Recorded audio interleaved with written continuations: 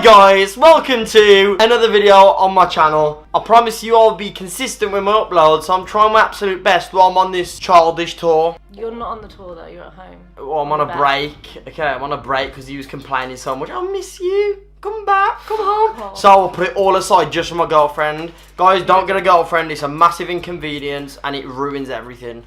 Don't say that. Everyone's gonna hate me. I didn't say that. JK, they all came back on their own accord. I only said I miss you once, and I only said that to be nice.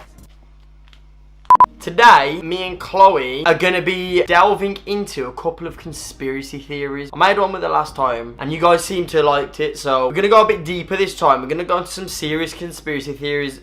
All of mankind's fears are based on things that were threatening to our ancestors. So things like falling, claustrophobia, fears of spiders, animals like that. Why are so many images of monsters and demons and our fears of them the same?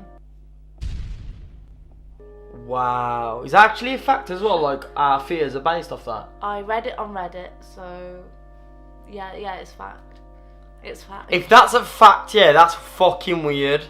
But I suppose we're scared of, like, alligators and shit though, yeah, so... That's because they eat us. Yeah, but they look scary as well, you know what I mean? They only look scary because we're scared of them. Oh yeah? Something that's not scared of alligators won't think they're scary. Like, you look at a fly, and a fly doesn't look scary to you. But to a tinier fly, that fly probably looks really scary. That's really deep. Chloe's debunking Monsters Inc. Yo, fucking Pixar. You got nothing on this. Okay, so this one's called Project Bluebeam. And this was a book written by a man. Whoa! Oh, hang on. That's fucking deep! Oh, I found his name. Serge Monas. Might not be his name, but it's his name.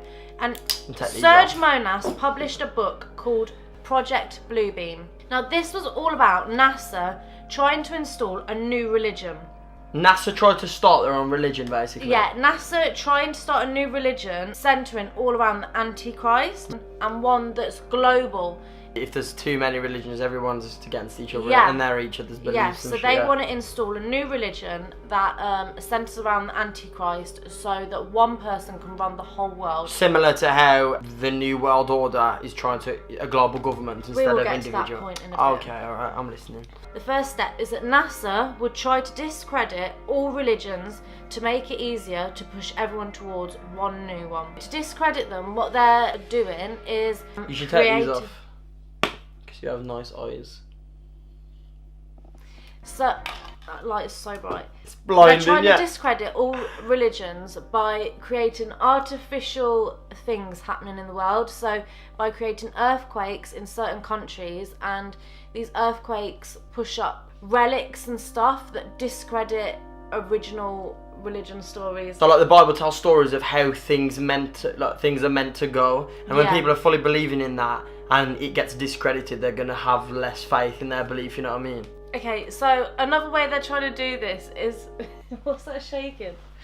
By trying to discredit all different religions by making them look bad, making Christians look bad, doing fake terrorist attacks and that. 9/11. So yeah, 9/11 wasn't done by terrorists. You said fake terrorist attacks? Oh yeah, 9/11. Secondly, what they're doing, now this sounds a bit out there, but bear with me. NASA are making holographic images targeted to different people in their face in different areas of the world. And in some countries, I think it was China, it was reported that loads of people had seen an image of a floating city in the sky. I swear I saw something about that ages ago. Yeah, you should. Like in the clouds and shit. Yeah, something about a floating city. So they're doing like these holographic images. Thirdly, NASA are planning to use mind control. Well, they're not going to, they could. To communicate with people and their brains. The noises you can't hear, different messages that are being pushed out that you can't consciously hear it. But there's been a new thing. What are you laughing at? I'm just smiling at you, man, because you're so into this theory. What the government are apparently doing is pushing certain images through TV programs, movies, TV shows, all that stuff, yeah, but very subtly. What happens is, the more something's repeated to us, the more you believe the more you believe it. That's just fact. Like, that's been like shown to us in the past. It's repeating an image to us subconsciously and very, very subtly until it becomes very normal.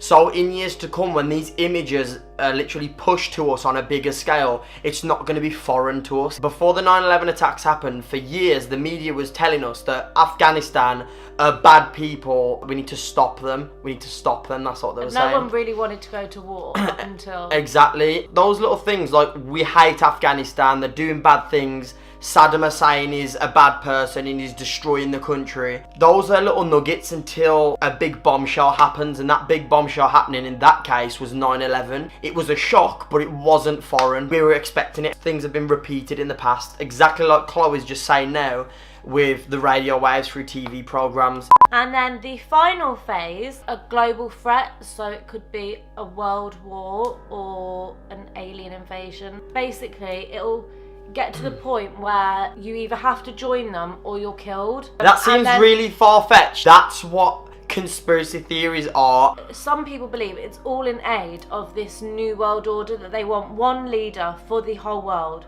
If it was a plan all along, right, but how much of a meme the Illuminati has become. It's so normal for Beyonce to be doing this on stage now, and people are like, woo! Yes, Beyonce! Like, it's fuck. Mine's about a guy who worked near Area 51. He leaked a lot of information. His full name is Robert Scott Lazar. He worked on reverse engineering on alien technology. Rob Lazar was also known as the man who was silenced from speaking out about what he saw when he worked at Area 51. He claimed UFOs were powered by an element called Element 115, which after some research is also known as Moscovium. He said he was working on this stuff, this Element 115. It had no name and it didn't even exist until 2003. Rob Lazar claimed he's read US documents which state that we've had relations with alien life over the past years. In the 80s, this man was one of the first people to speak out about alien sightings, UFO sightings, and what happens at Area 51. And this is why apparently he was silenced. I've also got footage as well from an interview he did. I'll play that on the screen right now, and we're gonna like cut in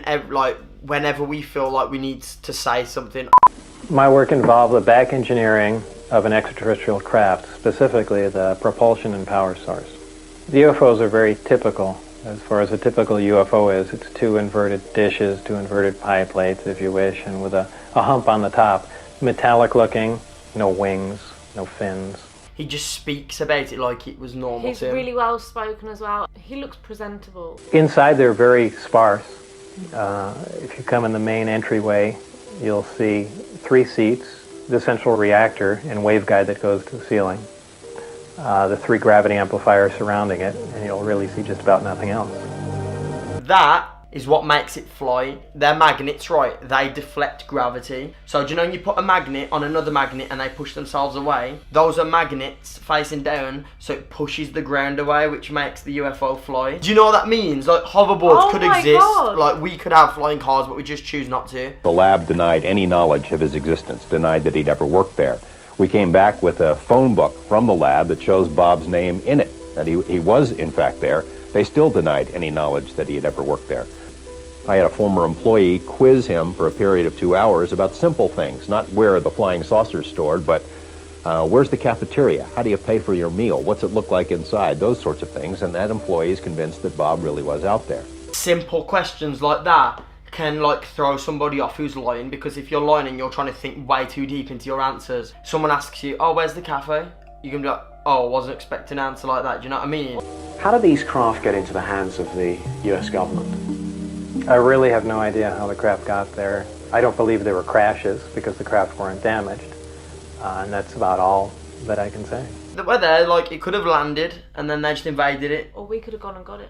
They were frequently tested. They were tested normally on Wednesday nights when the traffic was lowest in the area. I saw one test close up and several tests at a distance of about 15 miles. Do you know this theory? Yeah, don't I'm you think so it's? shook. Don't you think that this is the realest like an explanation's ever got on like Area 51 and aliens? Like, you've convinced me that aliens are real. Well, 100. you and Robert Lazar. Rob Lazar is the man. Do you know what? He's definitely dead. If the whole human race was threatened, certain countries probably would start working together. That's actually fucked to make that happen. So everybody comes together to make it easier to put us under one government.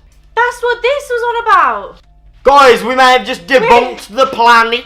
The final phase, alien invasion. I don't think the human race is ready for news like aliens are real. Our brains are way too small for that news. Trust me. But yo guys, I'm gonna end that video there. Chloe has made a video on her channel extending this piece of content that we made here. So if you want to hear some more conspiracy theories, go over to her channel. Hit me up. Subscribe. She finally made a fucking channel and stop being lazy, right? She's gonna be posting content regularly. Regularly. Go like her video, subscribe to her channel, just go visit her channel, you'll enjoy her content, I promise. 1 like equals 1 baguette. I'll see you all next video. Bye. Bye. Should I punch the camera? No, you should do alien pose.